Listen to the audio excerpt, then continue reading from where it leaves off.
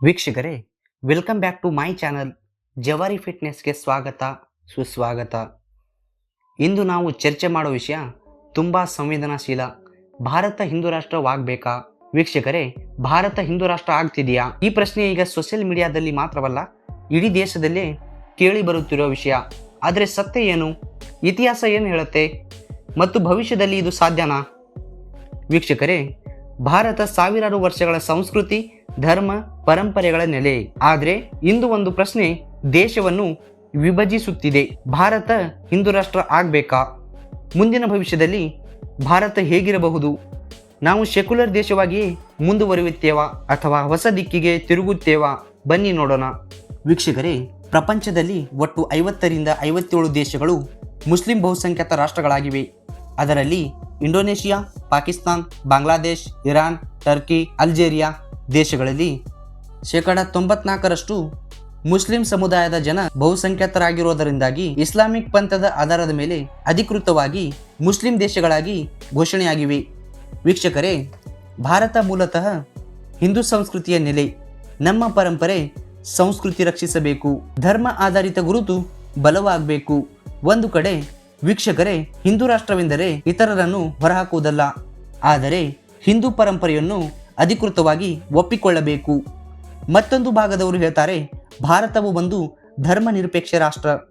ಒಂದೇ ಧರ್ಮದ ಆಧಾರದ ಮೇಲೆ ಭಾರತ ರೂಪಿಸಿದರೆ ಇತರರಿಗೆ ಅನ್ಯಾಯವಾಗಬಹುದು. ವೈವಿಧ್ಯವೇ ನಮ್ಮ ಶಕ್ತಿ. ಅವರು ಯಾಕೆ ಭಯಪಡ್ತಾರೆ ಅಂದರೆ ದೇಶದ ಏಕತೆ ಮತ್ತು ಸಮಾನತೆಗೆ ಹಾನಿಯಾಗಬಹುದು. ವೀಕ್ಷಕರೇ, ಪ್ರಪಂಚದಲ್ಲಿ ಕೆಲ ದೇಶಗಳು ಧರ್ಮ ಆಧಾರಿತವಾಗಿವೆ, ಆದರೆ ಕೆಲವು ಸಂಪೂರ್ಣ ಧರ್ಮ ನಿರಪೇಕ್ಷ. ಈಗ ಪ್ರಶ್ನೆ ಏನು ಅಂದರೆ, ಭಾರತ ಯಾವ ಮಾರ್ಗ ಆಯ್ಕೆ ಮಾಡಬೇಕು? ನಮ್ಮ ಪರಿಸ್ಥಿತಿ ಬೇರೆ ದೇಶಗಳಂತೇನಾ?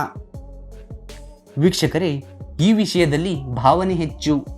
ಆದರೆ ದೇಶದ ಭವಿಷ್ಯ ನಿರ್ಧರಿಸುವಾಗ ಭಾವನೆಗಿಂತ ತರ್ಕ ಮುಖ್ಯ. ಹಿಂದೂ ರಾಷ್ಟ್ರ ಆಗಬೇಕಾ ಅಥವಾ ಎಲ್ಲ ಧರ್ಮಗಳಿಗೆ ಸಮಾನ ಸ್ಥಾನ ಇರಬೇಕಾ? ಈ ಪ್ರಶ್ನೆಗೆ ಉತ್ತರ ಒಂದೇ ಇರಲ್ಲ. ಪ್ರತಿಯೊಬ್ಬರಿಗೂ ತಮ್ಮದೇ ಆದ ಅಭಿಪ್ರಾಯವಿರುತ್ತೆ. ನಿಮ್ಮ ಅಭಿಪ್ರಾಯವನ್ನು ಕಮೆಂಟ್ನಲ್ಲಿ ತಿಳಿಸಿ. ಈ ಪ್ರಶ್ನೆಯ ಬಗ್ಗೆ ನನ್ನ ಅಭಿಪ್ರಾಯವೇನಿದೆ ನೋಡೋಣ ಬನ್ನಿ. ವೀಕ್ಷಕರೇ, ಭಾರತ ಜಾತ್ಯತೀತ ರಾಷ್ಟ್ರವಾಗಿರಲಿಲ್ಲ. ಆದರೆ ಅದನ್ನು 1976ರ ಸಂವಿಧಾನದ 42ನೇ ತಿದ್ದುಪಡಿ ಮೂಲಕ ಅದನ್ನು ಸಂವಿಧಾನಕ್ಕೆ ಸೇರಿಸಲಾಗಿದೆ. ವೀಕ್ಷಕರೇ, ಭಾರತವು ಸಾಂಸ್ಕೃತಿಕವಾಗಿ ಮತ್ತು ಐತಿಹಾಸಿಕವಾಗಿ ಸಿಂಧು ನಾಗರಿಕತೆಯ ತಳಹದಿಯ ಮೇಲೆ ನಿಂತಿದೆ. ಆದ್ದರಿಂದ ಇದನ್ನು ಹಿಂದೂ ರಾಷ್ಟ್ರವೆಂದು ಘೋಷಿಸಬೇಕು. ಸ್ನೇಹಿತರೆ, ಭಾರತ ತನ್ನದೇ ಆದ ಸಂವಿಧಾನ ಹೊಂದಿದೆ. ಆದರೆ ಕೆಲವು ವಿರೋಧಿಗಳು ತಮ್ಮ ಧರ್ಮವನ್ನೇ ಸಂವಿಧಾನಕ್ಕಿಂತ ಹೆಚ್ಚು ನಂಬುತ್ತಾರೆ.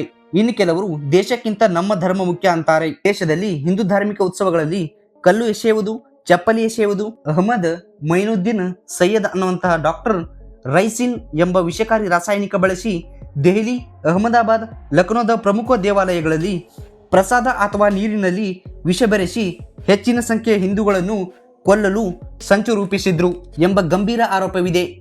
ಇವರಿಗೆ ISIS ಜೊತೆ ಸಂಪರ್ಕವಿತ್ತು ಮತ್ತು ಪಾಕಿಸ್ತಾನದಿಂದ ಡ್ರೋನ್ ಮೂಲಕ ಶಸ್ತ್ರಾಸ್ತ್ರಗಳನ್ನು ಪಡೆದಿದ್ದರೆಂದು ವರದಿಯಾಗಿದೆ.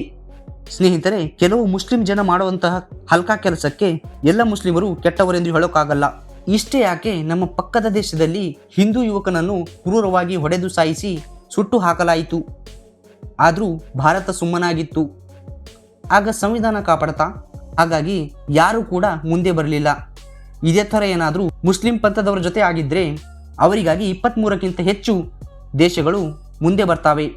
ಆದರೆ ಭಾರತೀಯ ಹಿಂದೂಗಳಿಗೆ ಯಾರಿದ್ದಾರೆ ಅನ್ನೋ ಪ್ರಶ್ನೆ ನಮ್ಮನ್ನು ಕಾಡದೆ ಬಿಡೋದಿಲ್ಲ. ಹಾಗಾಗಿ ವೀಕ್ಷಕರೇ, ಒತ್ತಾಯದ ಮೇರೆಗೆ ಭಾರತ ಮೊದಲು ಹಿಂದೂ ರಾಷ್ಟ್ರವಾಗಲೇಬೇಕು. ಅಮಾಯಕ ಹಿಂದೂಗಳಿಗೆ ರಕ್ಷಣೆ ನೀಡಬೇಕು. ಸ್ನೇಹಿತರೆ, ಇತಿಹಾಸದ ಪ್ರಕಾರ ಪುರಾತನ ಕಾಲದಿಂದಲೂ ಭಾರತದಲ್ಲಿ ಮುಸ್ಲಿಂ ಧರ್ಮ ಇರಲಿಲ್ಲ.